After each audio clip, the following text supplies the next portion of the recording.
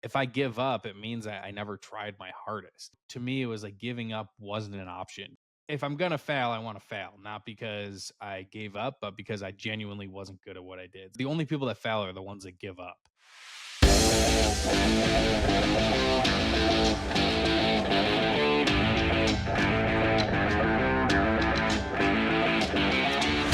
All right, ladies and gentlemen, boys and girls, welcome to another episode of High Stakes with Steve Rozenberg. As you all know, I took some time off after my son passed away. Took a couple years of not doing the show, and it felt right to start it again. And part of the reason I wanted to start the show again was selfishly for people that I want to be around, people I want to hang out with, people I want to learn from and meet, but also so there's people that you can talk to. One of the things I've learned about a lot of these podcast shows is that everybody talks about their wins and they talk about their sexy successes and all these other things, but they don't really ever get to know the person that actually goes through the day-to-day battles, right? Whether it's physical, financial, personal, there's always something going on behind the scenes that you never really hear. And as much as it is great to hear about the successes and the awards and the 2 comma clubs and all the other bullshit, I think sometimes it's good to know about what drives that person. Who was that person before they were successful? So my guest today is a very special guest, a friend of mine, Adam McCombes. And Adam, actually, we work with Adam and Adam's team. Adam is actually going to be one of the speakers coming up at our Mach 5 conference, which is going to be October 2nd, 1st, 2nd, and 3rd. So it's coming up around the corner, and hopefully this gets out before then. But Adam is going to be talking about a special skill set that not many people know about or how it's done, but it actually is such an integral part, or we'll say an integral link in the chain of actually ringing the cash register. I thought it was so important to have him on because he does something that everyone needs and no one really understands how to do it. So Adam, first of all, man, thanks for being on, brother. Yeah, absolutely, man. Happy to be here. So tell everyone kind of what you do and who you are, and then we're going to kind of do a deep dive there. Yep. What's up, guys? I'm Adam. I like long walks on the beach, and I'm just kidding. Oh boy, this took a turn.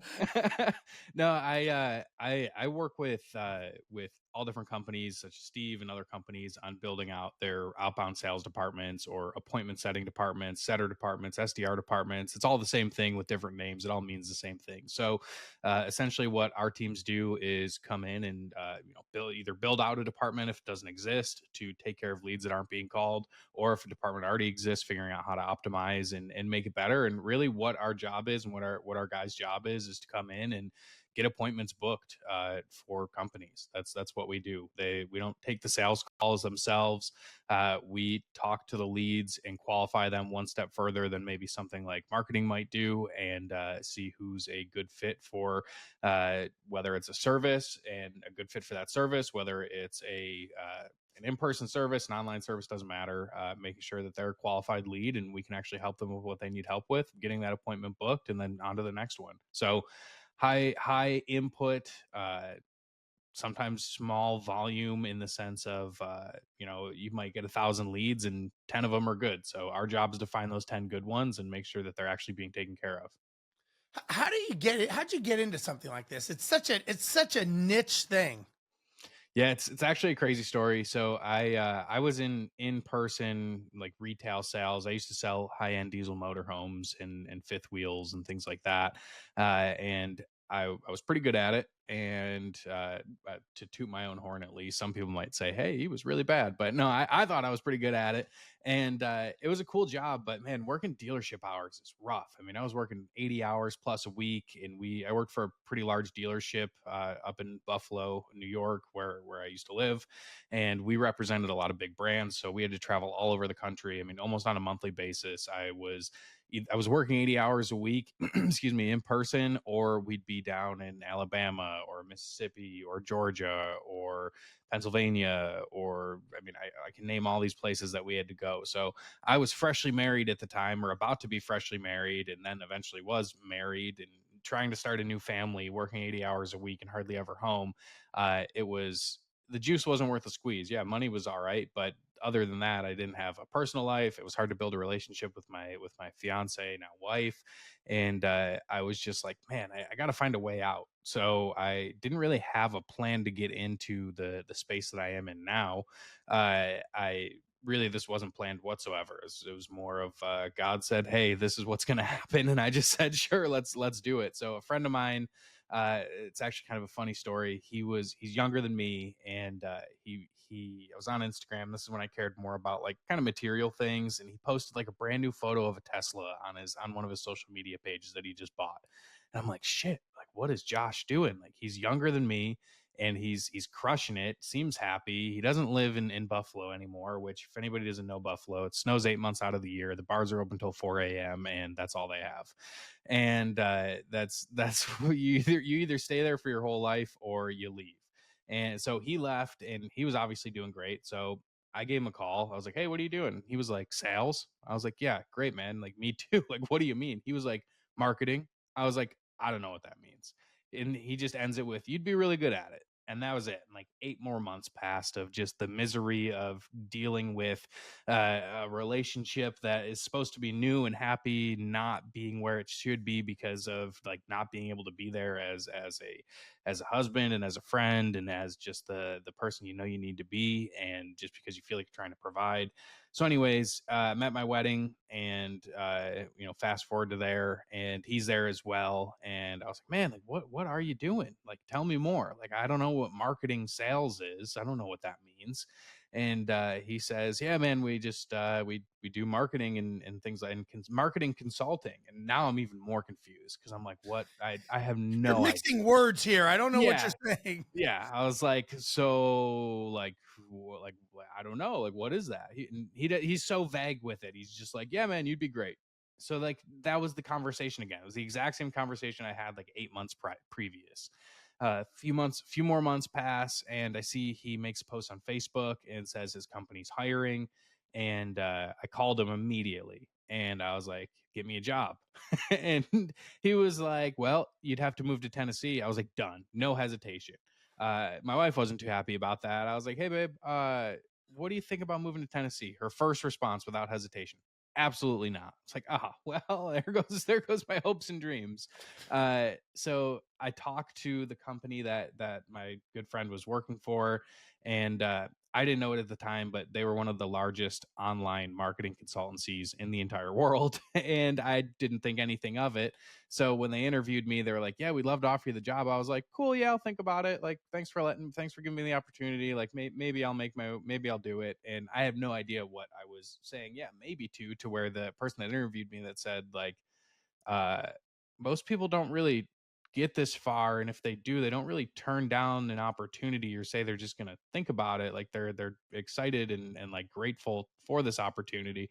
I was like, yeah, that's cool. And like that was that. So and a couple more weeks passed, finally got my wife on board to moving down to Tennessee, and yeah, started from there. And I started as an appointment setter inside of just a marketing consultancy. And I'll tell you what, I sucked. I was so bad at it, to where, I mean, I was making good money to making almost no money. I mean, it was just months of figuring out how to even sometimes pay our bills at times, because it was like, man, I see what the vision of what this can finally bring, but I don't have the skill set to do it. So I really had to dive in, and I thought, hey, I'm good at sales, and I've had sales jobs before, and I was a door-to-door sales manager. I did other kinds of sales. I was doing RV sales for a few years, and like I was crushing every single one of them. And then they're like, "Yeah, get on the phones and tell people how to fix their business." I'm like, "I don't know how to do that."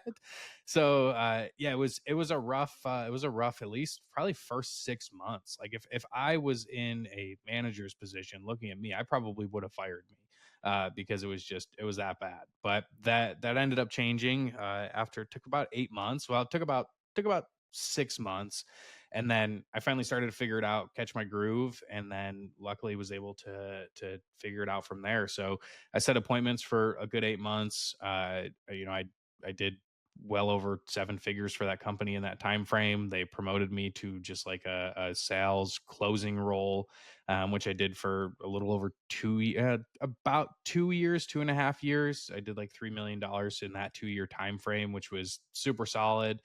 And then that company shut down because startups, that's awesome. So that happens. And then I feel like I lose my identity. I'm like, shit, I just spent the last 3 years of my life with this company. Like, what do I do now? Like, what happens now? And I really was struggling to try and figure that out. And I always liked the appointment setting side of things, where it was like something where the role was always underappreciated because I don't, everyone cared about who's going to close the deal, but nobody ever thought about the appointments that get there beforehand. So I came in, and a friend of mine that I worked with at that company in the past was like, "Hey, we need a manager over here. You think you could do it?" And I was like, "Yeah, I'm sure I could probably do it." And I jumped right into that, and I had to build out a brand new department for a company that was selling a like $5,000 health program. And within 60 days, I had 10 setters under me. We generated over $1 million and had every SOP and everything built out, and just kind of took it from there, and have been able to do a lot more great things since. So hopefully not too much of a long-winded answer, but that is the That's story good. of what it took to get me, I guess, to this point where 5 years later now it's been able to help so many people and change a lot of lives, which is amazing. So a couple questions on what you said. I'm going to back up a little bit. The first question was is you kind of had to change your identity from selling the RVs, right? To selling a product, because an RV is a tangible product. It's something Right. you can see. Yeah. Now you're selling someone in a way. I mean, you're still selling someone the dream of vacationing to the dream of building a business, but it's not tangible. You can't put your hands around it. You never physically meet these people. You're talking to them.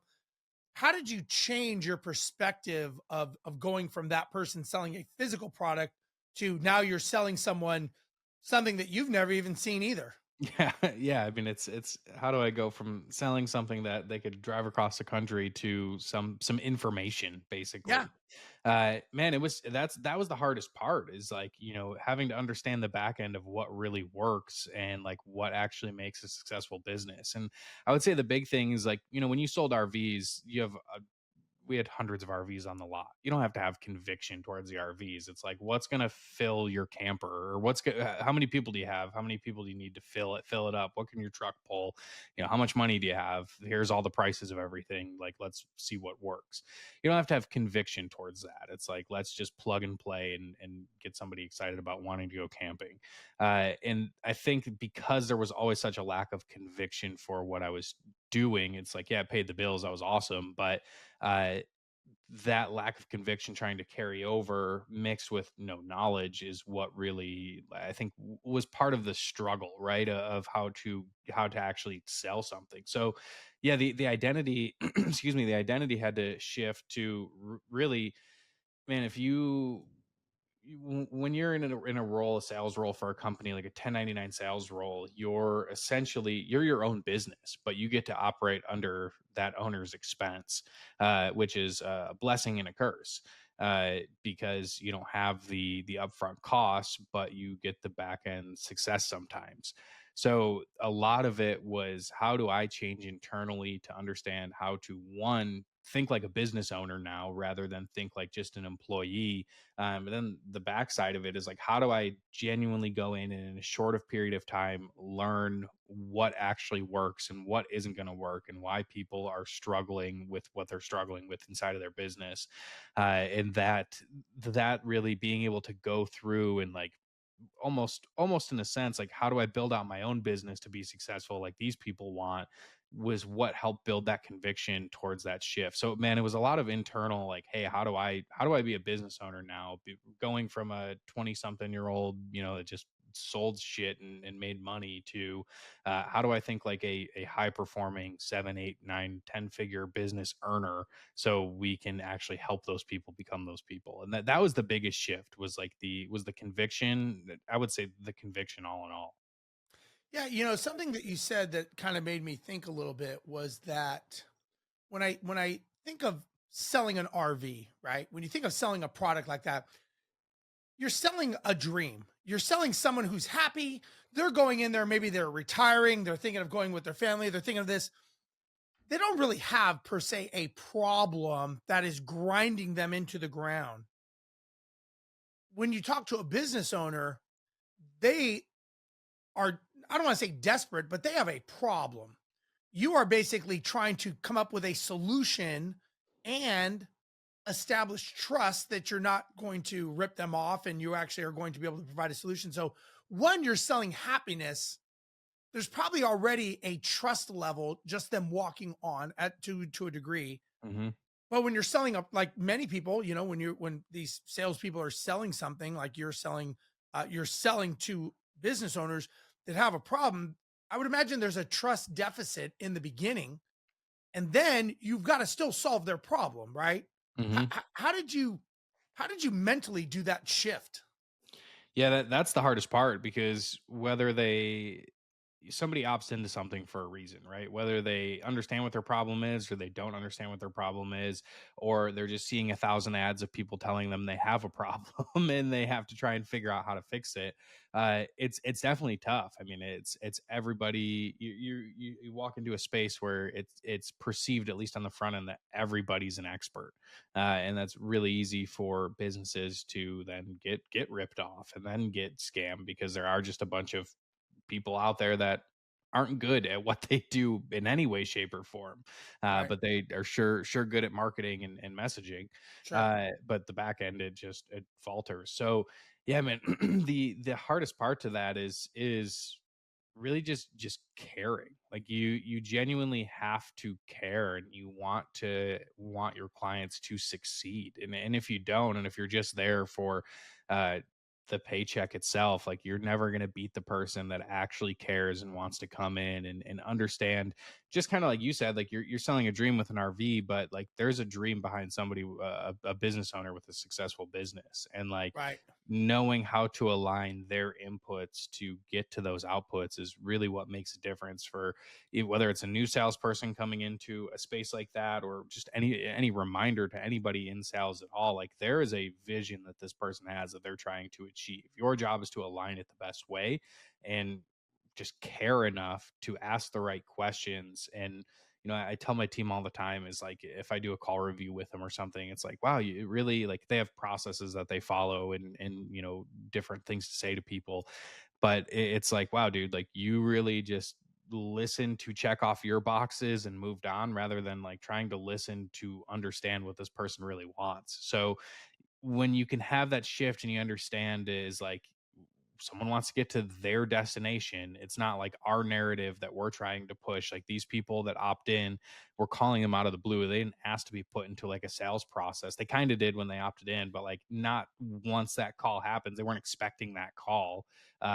So your job is to understand what they want so you can align them with it rather than just, checking off your boxes because it fits your narrative. So I think that was a big piece of it. And then outside of that too is like also knowing how to, I guess, disconnect from the outcomes too. Cause man, if you, when you're ripping high volume, making 150, 200, 300, 400, 500 calls a day, depending on what industry you're in, it's really easy to get caught up in the day to day struggle of you might make 100 calls and nobody will answer, and then it's like, wow, I got to pay my bills, I have to do all these other things, what am I doing with my life, and all this back and forth. So it's knowing how to disconnect from that too, so once you do finally talk to somebody you can help, like you're at your best to give them their best.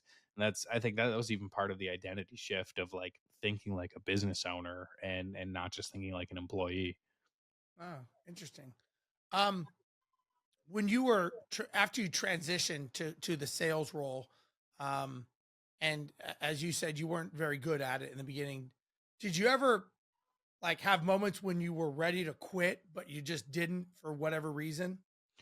Yeah, I think and especially my wife too, she's like, you got to Yeah. give it up. Like, hey, we're You like, suck at this. You're not paying the bills. You're like, yeah, one more. yeah. Hey, our savings account's gone. How what are you gonna do about it? And I think that was part of like one thing I'm grateful for is like the company I did work with was so big on the mental toughness side of things, Right. and really understanding that like people that fail are the only people that fail are the ones that give up. So I knew that I had friends that were extremely successful at it. Bring it back to calling back to my friend with the Tesla, right? And there's people that will just will they'll always be good. And to me, it was like if I give up, it means I never tried my hardest. So to me, it was like giving up wasn't an option because one, lived in New York and New York sucks. I would never want to move back there. No offense to the people that live in New York. There's some great places. Finger Lake's beautiful. Niagara Falls is cool on the Canada side, I guess. Uh, so it was like it was one of those things where it's like, hey, I'm not going back there, and I got nowhere else to go. So I either figure it out or like I'm gonna just if I'm gonna fail, I want to fail, not because I gave up, but because I genuinely wasn't good at what I did. So that was always my mindset with it, and it's a tough mindset to go through, especially when you have people on in the back end that are like, "Hey, like this isn't working. Like you have to figure out something else. What are you gonna do?" And to me, it was just never an option to give up because I knew that only the people that quit were the ones that failed. So it was tough for sure, and there was plenty of times where I could have given up and should have given up, but yeah, I didn't because that was one thing that was just ingrained inside of me is like, your willingness to just kind of eat it for a while is only going to make you better and make you more resilient. So then when you have those great times and you're doing great, it's a totally different shift, and it kind of gives you like that gratitude too of like, damn, I did this. And I've never been one to try something and then just fail at it and be okay with it at least. So I wouldn't have been able to live with myself if that was the case. So it was partially like, how do I fight off the people that are like, hey, give up, quit, stop, and like the Right. back of the brain that's like, well, logically I should quit, and like just saying, hey, I trust myself, and I trust the plan that I'm on, and whatever God's got for me, and just doing it. What was there a version of you, an older version of you that you had kind of had to let go? And along with that, people that you had to let go to basically embrace the new version of you that was doing something new? Oh, for sure. That was that's that. I'm glad you said that because that's a big piece of it too. Is like, well, first of all, I moved myself and my wife, 775 miles south. First of all, so we kind of automatically cut everybody off. Not Yeah. really. I mean, we still have people we talk to and friends we talk to, but man, there was friends that I just couldn't talk to again, couldn't be around because, when you're around people that are only negative all day because that's what their environment gives them, it's only going to rub off on you. So I think the biggest thing was like, how do I increase my environment? And then the internal struggle of like, hey, I'm trying to surround myself with all these super successful people, but I'm not super successful yet. So like, how do I manage that too? So that was part of it is like, you have to play a balancing game of like, ha- kind of goes back to conviction and what we were talking about earlier. It's like kind of have to fake it till you make it, and it's not fun, but you kind of just have to do what you have to do to make it there. And I don't say fake it till you make it in the sense of like buying shit you don't need, but like you have to live to a higher standard internally so you can be around other people that do the same too. I mean, I would say some of my best friends now are some of the most successful people I know, but they don't have Lambos or anything like that. They could care less about that. And it's like the internal stuff. So how do you change that internal stuff to carry on? So yeah, there's a lot of people I had to leave behind and I don't talk to anymore because that's just not who they are. And like, I have two kids now and an amazing wife and like amazing people around me, an amazing community environment. And like that wouldn't be where it is today if I was with some of those people or surrounded by some of those people that are never going to create that for themselves as much as you want them to, or know that their potential is there too. They have to want to change that themselves. So yeah, I think that's a big part of it is leaving that part behind. And a part of it too is like an ego hit of like, hey, I go from a dealership with like 40 people at it and hold the highest gross profit percentage in sales for all the units we sell over a yearly basis to, hey, you suck at what you do, like you should Yeah. probably be fired. And like that's a big ego hit for sure too. I like to try and see it, say I don't have ego, but it doesn't matter when you go from a top guy to bottom of the barrel guy. It's a real fucking kick in the teeth. Sorry, excuse my language. I don't know if I Yeah. can No, you're swear right. on here, but Yeah. Let me ask you this: for people that are thinking of doing something similar to this, right? Whatever the industry is that they're leaving and going to, any advice that you wish you would have known, and something that whether it's just stick to it, don't what that you meant like, man, I wish I would have known that of what I know today. Yeah. The easiest piece of advice is do it. First of all, Yeah. stop waiting and stop holding back. You're just gonna wait till you've waited it out. And it's actually it's funny that you bring this up. My son's 3. He loves reading. He probably reads 10 books a day, literally. Wow. We read them 10 books a day, if not more sometimes. And there's a Dr. Seuss book called Oh, the Places You'll Go. Shout out to Dr. Seuss, I guess. And inside of it, it says the most terrible place you can be is the waiting place. And then it goes through all the people are waiting for this, people are waiting for that. And essentially the moral of that is like nobody gets anything done when they're just waiting. They're just waiting for the phone to ring and waiting for the sun to shine. And it's the same thing with business, is like stop waiting, because you're never nothing's ever going to change just by waiting or saying I'm waiting for the perfect opportunity to do this. There's never ever a perfect opportunity. So don't wait. That's number one. Number two is try harder, because however hard you're trying right now, I promise there's somebody out there trying 100 times harder than you. And there's even people that are going to be 10% as skilled as you that are trying 100% harder, and they're going to win every single time before you will.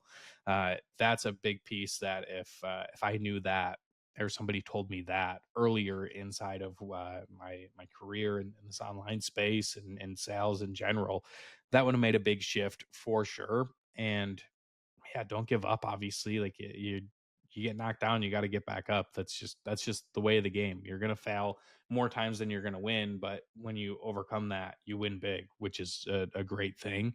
And I would just say, like, whatever you're doing, like, lean into it and like try to understand it as best as you can. Whether you're starting a business, whether you're doing sales for somebody else's business, treat it like it's your own, no matter what, and try your hardest at it. Because especially in a role like a 1099 sales role, or even as a business owner where you're directly your input is directly impacted to the output of what you're paid and how many people you get to serve, whether it's in person or it's online, it doesn't matter. Like, you have to treat that like it's your own thing no matter what, and actually just care enough and care more. You almost have to care more about others' success than you care about yours, because that's a big piece. I think there's 48 Laws of Power. The book talks about that. Is like, hey, even if you have a great idea, but you're on a team with other people and you're not the guy, like, you make it seem like it's somebody else's idea. Let them take the credit for it, or make them feel like they're winning, even though you're the ones coming up with that. And book's a little, I mean, I guess it's kind of touted for manipulation, but at the end of the day, it's true. Like, you have to, like, let other people win more than you want to win sometimes, especially in business. Is like, how do I, for me at least, how do I make my clients feel like they're making sure they actually understand, like, I care about their success sometimes more than that. Now there has to be a give and take. They have to care too, or else they're never going to achieve it. But like, they need to know that I actually care. They're just not another number that I talk to. Especially in an outbound sales role, like, you might only ever get one opportunity to talk to somebody to help them change their lives. So you have to treat it like it matters. So yeah, just get back up, actually care, have conviction, and stop waiting to do things that you need to do every day. Cool. Let me ask you this: do you define success different today than you would have 5 years ago? Oh, hands down, for sure. I mean, back then it would have been how many dollars are in my bank account, and as much as that's important, that's to me kind of like an input. I would have thought back in the day, like, the effort I put in was the input for the output of money, and that defines my success. Now I look at, like, yeah, money in the account is it's not the output anymore. Like, that's a piece of an input, and the money is energy to help fuel other things. But the output is like, whether it's money being in there or it's a bunch of other things that go on. It's not just the money itself. It's like, what kind of life am I living? What kind of person am I being? Am I being the best version of myself to be a good father and leader and husband and so on. So yeah, it's a total shift going from hey, let's just make as much money as possible and then I'm successful, and then that's shifting to, yeah, money's great, but like there's way more important things out there. So I would say, uh what I look at as success is just like how happy are you? You know, Yeah. that's like you're going to talk to people that are make significantly less money than you, that are 100 times happier than you, and that might be their version of success. So I think a big thing, and this kind of plays into your other question too, Steve, of like, uh, what's different, or yeah, from if you're starting, what do you do? Like, uh, not not taking somebody else's dream and vision and trying to make it your own, and their definition of success is going to be different than your definition of success, and that's okay. And you have to be okay with that to just ride your own race. So what I might think is success is, being able to talk to nobody, live on the mountainside of Montana with 20 goats or 20 sheep so I can make socks and hats out of wool, and that's my Christmas presents to people every year. Other people might want the penthouse in Miami, so that's okay. So it's being okay with running your own race and not letting other people's visions or goals say this is what success really is, and then kind of buying into that hype because it's all Yeah. fake. I like that. I like that. So, um, talking about success and vision, you're coming to speak at Mach 5 conference. Yep. What are you going to talk about? Why do you think it's important for people to learn this integral part, which is, again, I have learned, I always knew before, but until I met you, I didn't realize how it worked and how it came together. And all of a sudden, once I met you as part of the bigger team, it was like, that's how that works. So explaining what you're going to be talking about at Mach 5 and why is this so important for people to learn this? Yeah, for sure. I mean, I think it's important to learn. I'll hit that one first because that's the easy one. It's important to learn because if you want to grow a business, you need appointments on your calendar. And people aren't just going to book appointments with you without ever talking to anybody sometimes, especially in a in-person heavy, trades heavy industry that you serve, and really the people that will be at Mach 5. If you don't have appointments, you're going to go broke. And you're not going to be able to feed your family. So you need appointments on your calendar to feed your family.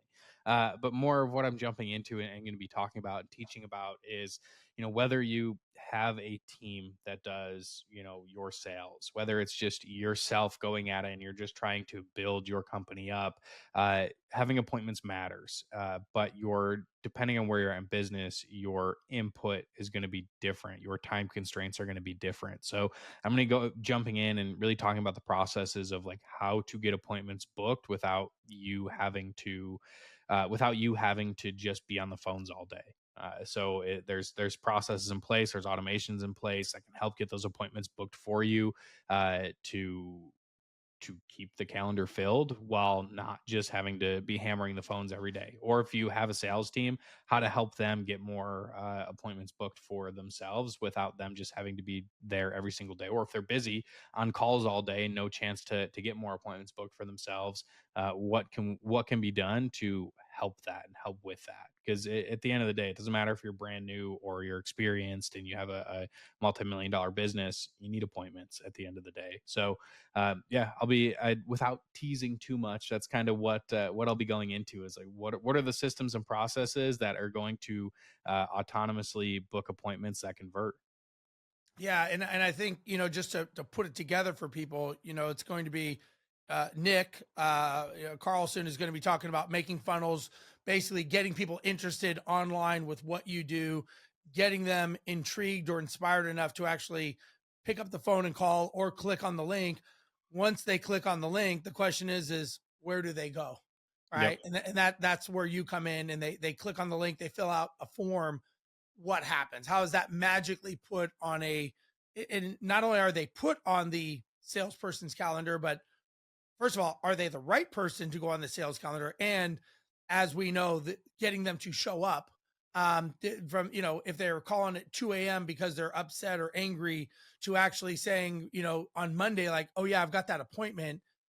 Do I have other fires going on in my life that makes more sense for me to go deal with these fires? or is this something that's a priority? And I think that's where the human element comes in of the conversation of the setter. And again, I'm just giving you my perspective of the Yeah. value of it is, that person has created a relationship and there's reciprocity and there's conversations and there is rapport established that they go, yeah, this guy took the time, he had the conversation. I should show up for the meeting. I should, do this because man, he actually asked me some questions that I didn't even think about that were important. And that's where I think the value of the setter comes in. And in a way, kind of tease it up for the person who's going to be the salesperson that is going to close that client. When you, as a contractor, show up on site, this person already knows what to expect. It's not a cold. That's where I see the value that is just, Oh yeah. it's kind of like if it's kind of like here's one side of the canyon, here's the other side of the canyon. There has to be a bridge to get across. And I think of the setter in my mind is the setter is the bridge that gets them both across. That's where I see the value.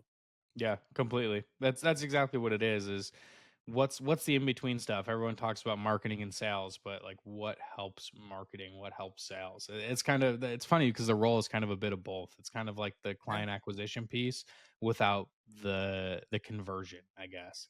So you're still an appointment setter isn't they're not collecting a credit card by any means or a check by any means, but there's still so many transactions that have to go on inside of that conversation to want to make sure that that person feels like we're going to even be the best fit to have that next conversation or to get somebody to show up at their house to give them a quote, whatever it might be.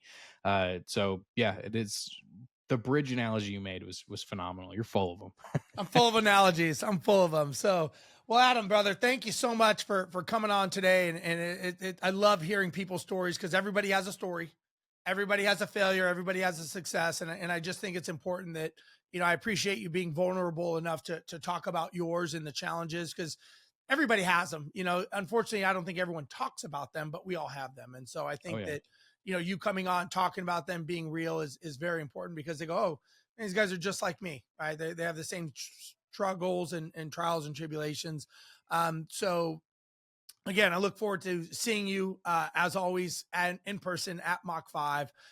This is going to be an event again, for those of you who don't know, October 1st, 2nd, and 3rd. We've got some amazing speakers. We've got, Lee Labrada, famous bodybuilder, entrepreneur. We've got Eli Wild, #1 closer for Tony Robbins. Jason Cisneros shows you he's exited over 100 businesses. I mean, the list just goes on. We've got we've got Tony Varga, we've got Nick Carlson. I mean, the list just goes on and on of showing people how to build a business effectively from tip to tip and be successful at this. And I think it's really a community that's going to be established at Mach 5 here in Houston, Texas. And the notes are in the show notes. And if you want to come and you want to meet Adam and the team and really see how it all comes together in a panel, we're going to have them talking on a panel as well about how does Nick talk to Adam to talk to Tony, and how does this whole thing work? Because that's what I think is going to be so vital for people to understand as well. Yep. Yeah, I'm excited, man. It's going to be call it what it is. It's going to be pandemonium. It will be. It's going to be a good time for sure. There's going to be a lot of learnings, a lot of great conversations, a lot of friendships made.